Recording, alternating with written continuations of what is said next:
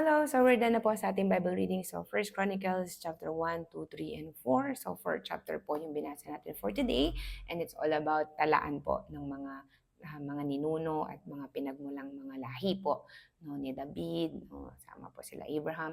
But yung highlight po natin dito, I know it's so very familiar, pero I just wanna remind myself and also share this to every one of us to be reminded, no, na yung chapter 4 verse 9 po, si Jabez ay higit na marangal kaysa mga kapatid niya.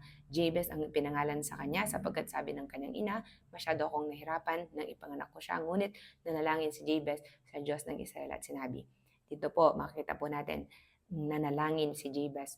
So, siya po ay personal, no, humiling sa Diyos. Sabi niya, pagpalain po ninyo ako, palawakin ninyo ang aking lupain, samahan po niyo ako at ingatan sa anumang kasawi ang makakasakit sa akin at pinagkaloob ng Diyos ang kanyang kahilingan. So, I hope po, ma-remind po tayo dito sa prayer po ni Jabez, whatever you, ano man po pinagdadaanan mo, kanino ka man galing na lahi, you just pray to God, you know? Pray to the Lord. Iisang Diyos po natin, Diyos na buhay. At ano man po yung hiling mo, kay papapalain ng Diyos.